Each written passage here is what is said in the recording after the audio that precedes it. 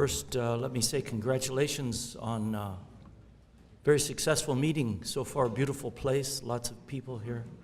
So congratulations to the president and the organizers of this meeting. It's very nice. I also want to say I'm here with lots of friends from many years and former students and students of my students, which is also fun. I think of my grandchildren. So thank you for inviting me. And what I want to talk about today is something, an issue I've been working on for the last several years, focusing especially on some issues of international trade that are, I think, expanding in the United States and Korea and other places. And this is shown in several ways, and I'm going to give really two very practical examples that I think apply to issues in Korea as well as other places. The motivation is that consumers and citizens pay attention to food and farm practices. What I hear is people say, oh, consumers are much more interested in their food now than before. I think that's not true. Actually, I think about my mother and my grandmother, and they were very interested in their food. And they knew, unlike many consumers now, they actually knew things about their food. They didn't just need to see it on television or read it in the newspaper. They knew where their food came from. Many consumers now don't know really anything about their food. They just think they're interested. And that's, at least in the United States, I think other places can be dangerous, because that means they get caught up in a fad, a food fad about something that they may not know very much about. And governments respond to that. So do private companies. And I've been working on some papers focusing on private company responses to interest in food and food practices, and particularly farm and food system practices. But today I want to talk about governments and put it in the context of international trade policy. First, let me say why trade, and the way I like to say it is trade is the most natural thing people do, and not just people, animals. If you look into biology these days, there's lots of papers where people are documenting the trade behavior of lots of species, not just primates, monkeys of course, but birds and other species. But if you get broader than that, and you remember that Darwin was inspired, in fact, by economists, so that this whole idea of evolution is really has to do with trade.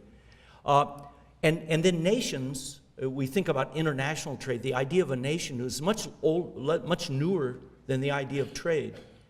And then nations, once they became groups, then tried to reduce trade, but that's very hard. Governments have to work very hard to stop trading to happen, because people want to trade, and governments try to stop it. North Korea is probably the most successful place in the world in blocking trade.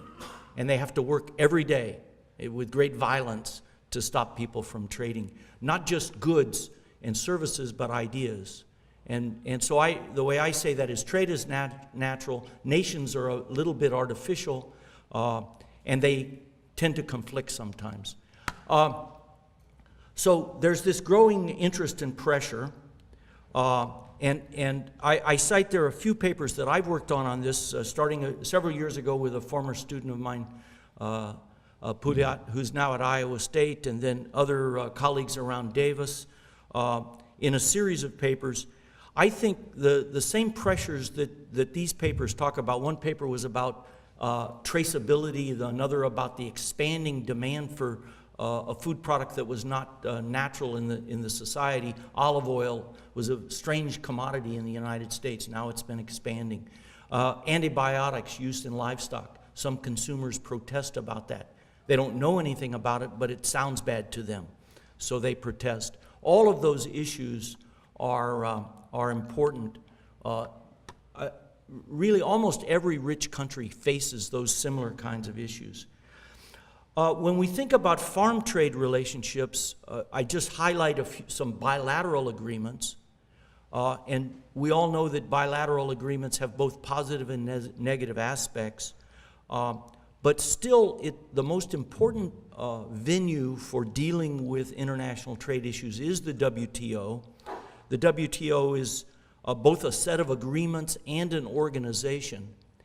And negotiations, these days, negotiations in WTO are about zero, nothing happening. Lots of talk, nothing happening.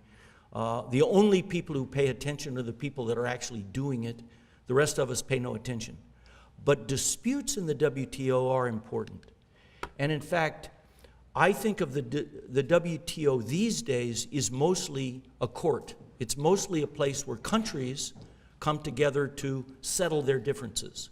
It's a rule of law, and in that sense, it's been very effective in designing what is acceptable and what is not acceptable. And it's very much like the courts everywhere. The Congress passes a law, the Assembly passes a law, then the courts have to figure out what exactly did that mean. How do you interpret those rules, those regulations? And that's what the WTO is doing now. How do we interpret the rules that we've passed? And I'm going to give you one case in some detail. But before I do that, let me mention just in terms of the United States, this comes from a paper that Joe Glauber and I were working on. Joe was the chief negotiator for the United States of the WTO, also chief economist at USDA. He's now at IFPRI. He's left the government, so he can now speak more freely.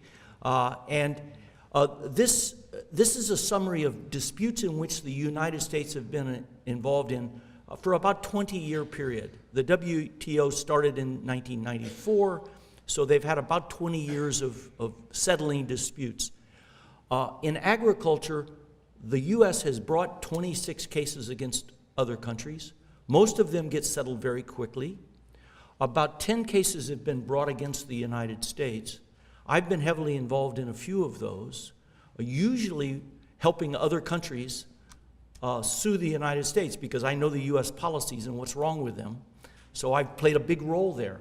But in these cases, what's very interesting for economists is it's the interaction between law and economics. And economics plays a very large role in understanding how disputes are settled.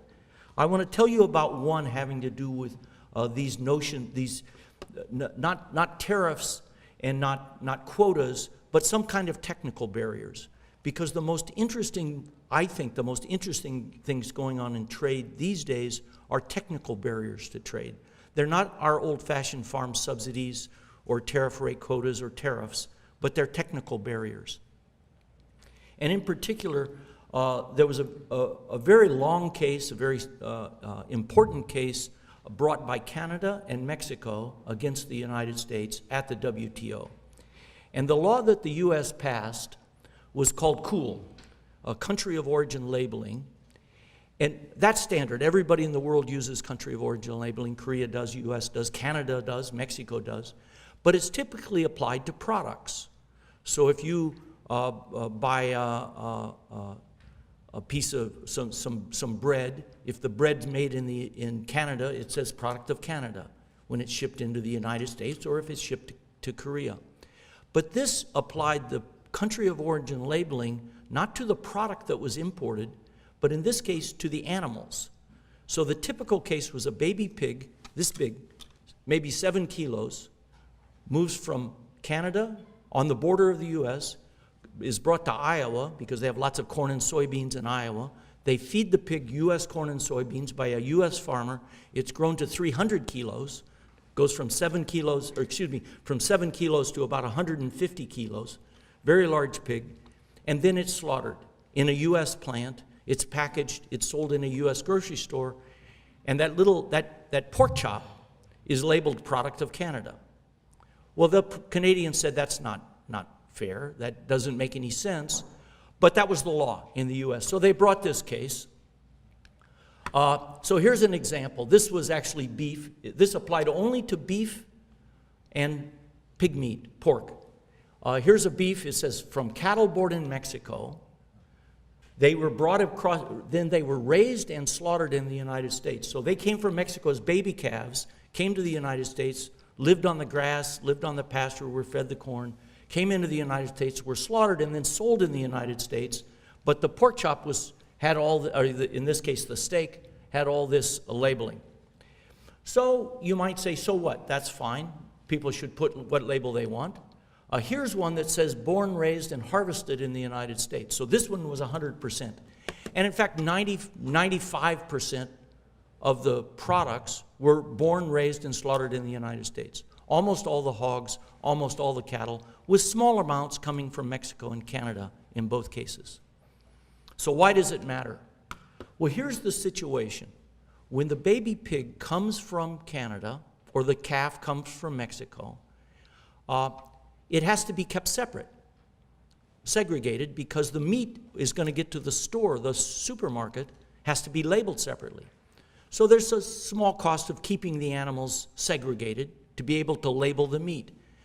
But if you go to the slaughtering plant, if any of you have ever been to a large and modern slaughtering plant, the animals are going through very quickly, and it is in fact impossible to keep them separate. After 5 minutes, you don't know which piece of meat went to one animal. So that means that the slaughter plant had two choices. Either refuse to slaughter any animal that had been born in Canada or Mexico, or only slaughter them maybe a few hours a week. So they would start maybe Tuesday morning and slaughter the animals that were born. They came from the same farm, the same ranch. They got to the slaughter plant together. They were kept separate. Well, that's a bother. So what most slaughter plants said is, we don't want to have those animals at all. Some of them said, okay, we'll slaughter them, but only in the mornings, only on a certain day of the week. And then that meat had to be kept completely separate, because it had to be labeled separately in the supermarket. And the supermarket had to keep it separate to be able to put their final labels that we saw. Now, what that means is whatever cost was on that, the cost of segregation, someone had to pay that. But they're identical products when they get to the supermarket. So consumers don't pay more or less from where the animal came from. They don't care, in fact. All the data show that consumers actually didn't care. So that meant the animal from Canada was paid less. It was paid less, the slaughter plant paid less for that because they had costs. Then the baby animal had a lower price, and in fact a very much lower price, because all the costs of the system had to derive to the little animal coming in. The result was, going through each of these steps, and because of competition from the US raised animals, almost all the costs of implementing COOL, the country of origin labeling, is borne by the supplies. So the economics can be summarized in this single picture. On the right-hand side, we see the Canadian demand and the Canadian supply, total supply. On the left part of this picture, this is the demand in the US with the export supply, say, from Canada. Upward sloping supply curve from Canada. The demand by the US slaughter plants and retailers shifts down. That is, their cost of using Canadian animals goes up, so they have a shift down in the derived demand curve. All this we could derive mathematically, but this one picture shows the story, which means the price is a little bit lower in the Canadian market. So they get a lower price. And Canada and Mexico both basically showed this picture to the WTO and said, we are being discriminated against. We get fewer animals. You see the intersection on the left side shifts to the left. Fewer animals sold at a lower price. This is a trade distorting measure. It's not a tariff, it's not a quota, it's a domestic measure. And it isn't designed, when you first look at it, it says everything's labeled.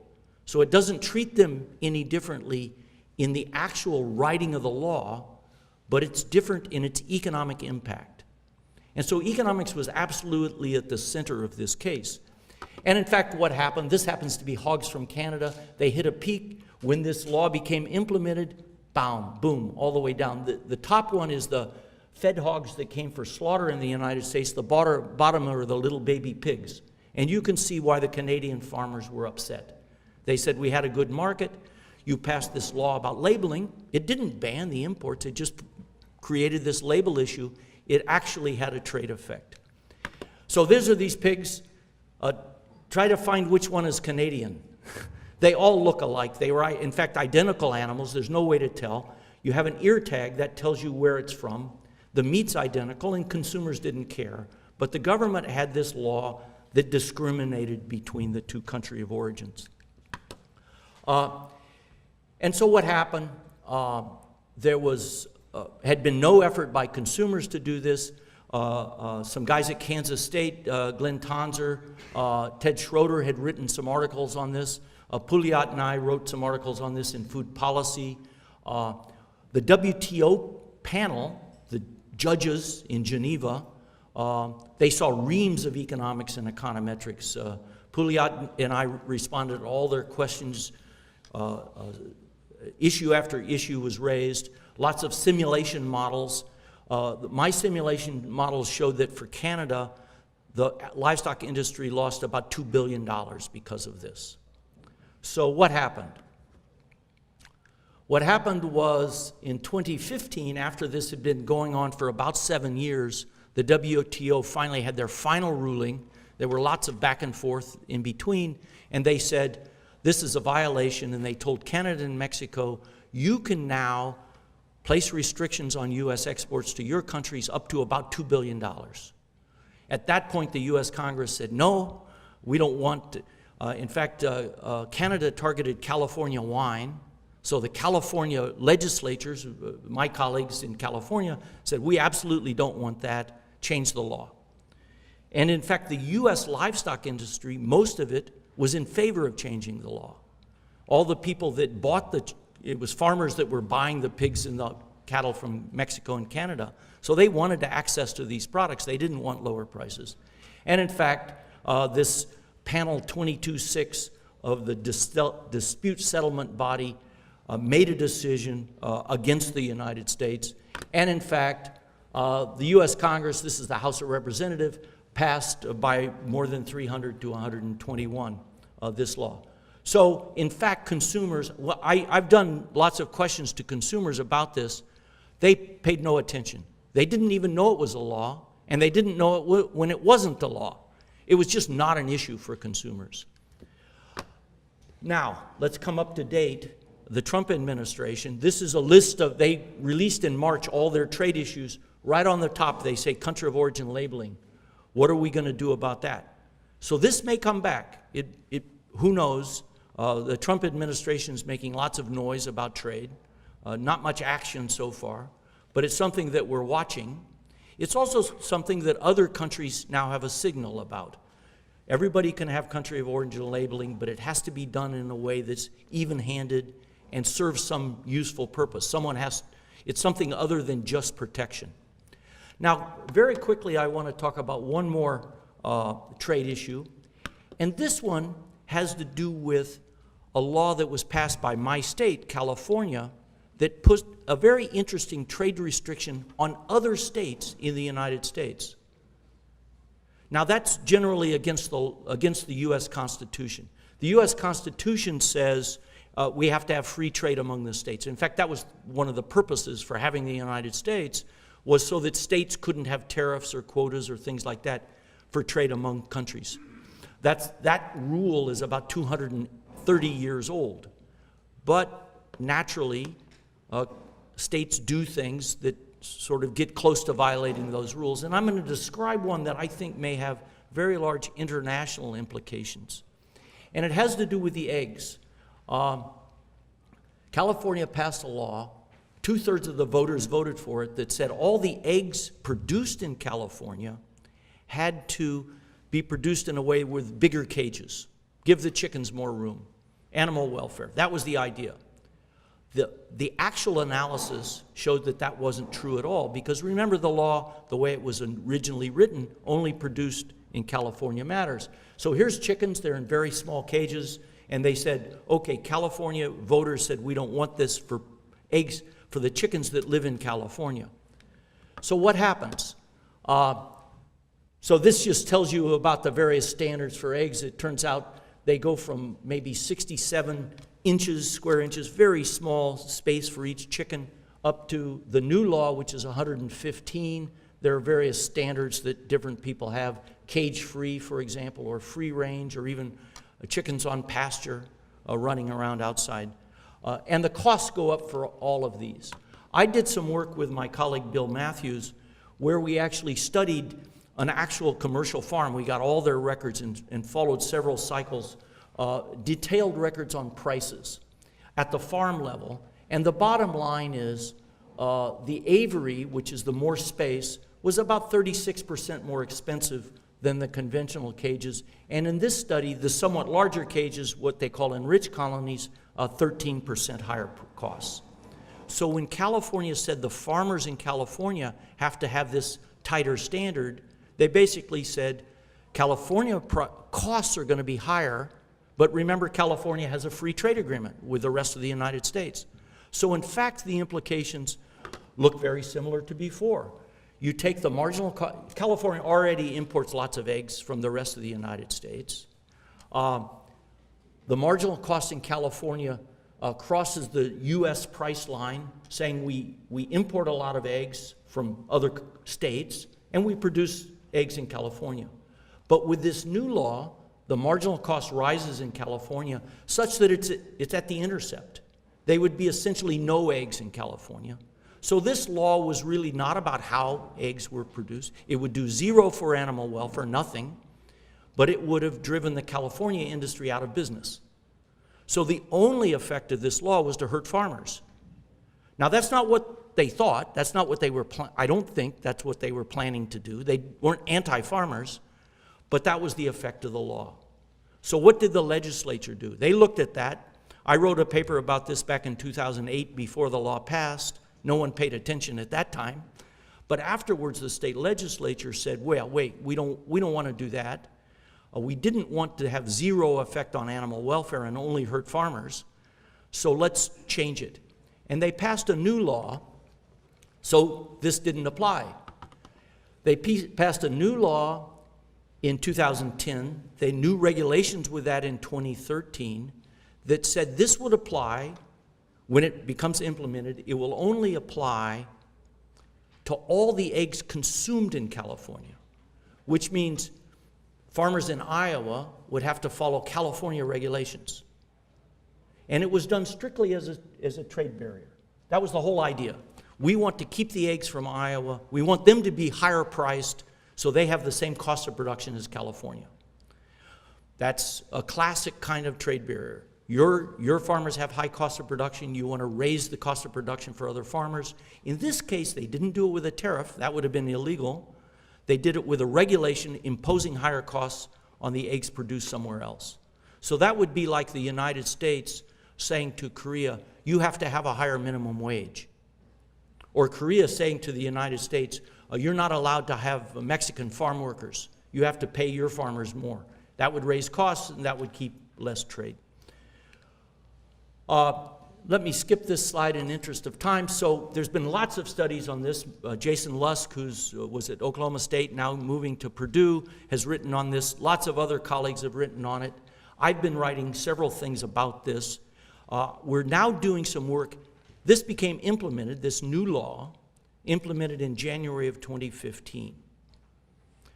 There's been some court challenges, but they haven't been successful yet. So far, the judges have said the California law is okay. Even though there's this free trade agreement called the U.S. Constitution, they've said the California law was an indirect trade barrier, and that's okay so far. So what's the result? I'll show you. Here's some results from recent work. Actually, it's ongoing work that Han-Bin Lee will present at the Western Agricultural Economics meetings. He's presenting the whole paper. I'm giving one table. Next week, in fact, in California, we took a data set of about 24,000 observations every month for lots of different kinds of eggs in different regions in the United States, including the western region. Here it's called the Southwest, which is California. And what we find is that it raised prices in California by about 15%. So this is a price regression. The dependent variable is the log of prices. The new standard that applied in California raises prices in California. It has no effect in prices in the rest of the United States. But it did something else. It actually lowered the price of the cage-free eggs. Cage-free is the ones that go past the California standard. And so what this did was discourage production of the eggs where the hens have lots of space and shift towards less space, all of the eggs consumed in California, because these are retail price data, not farm price data. And the bottom line is higher prices for California consumers for these eggs that they consume. So the conventional consumers, most of whom ate the normal conventional eggs before, now pay about 15% more for eggs than they otherwise would. Did it save the industry? Well, January of 2015 is when this were implemented. This is the total number of hens in California, and it fell from about 15 million hens to now it's about 11 million hens. So it did not save the industry. In fact, I think the biggest problem is no one is really sure what's going to happen. So what this law has created is lots of uncertainty about exactly how you should do. It takes about $1 million to build a new chicken facility for raising your eggs, and before the farmers are going to invest in these new facilities, they need to know what to invest in. And the California farmers said, we really don't know what the standard will end up being.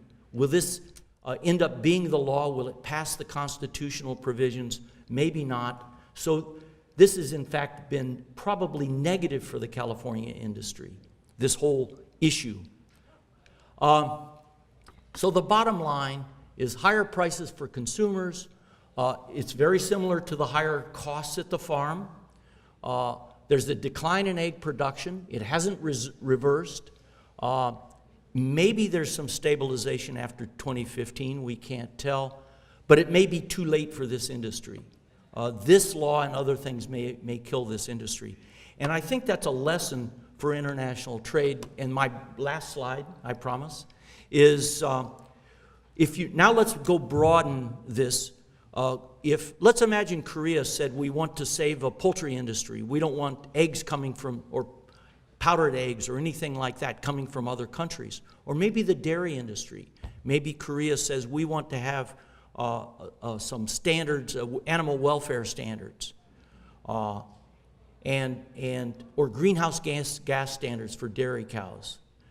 You can think of a lot of farm practices where you would have a rule, and then you would say, we won't create a tariff to protect our industry, we won't create an import quota, we'll come up with some standard that seems like it's fair, it applies to both the same way, but it's particularly well suited for one place, not another. And that's where I think there is a very interesting kind of interaction between environmental regulations, agricultural regulations, animal welfare regulations, and international trade. And I see this as a major area, not just for policy, but for economic research. And there are several people working on this. So the younger economists here, if you're interested in trade, this linkage between industrial organization and retailing and international trade, I think, is a wide open area, both for new theory, for new simulation kind of modeling, new econometrics. There's lots of work to be done. I do think Korea, just as the United States and other countries, will be tempted by this opportunity to use regulatory standards as a trade barrier. Thank you very much.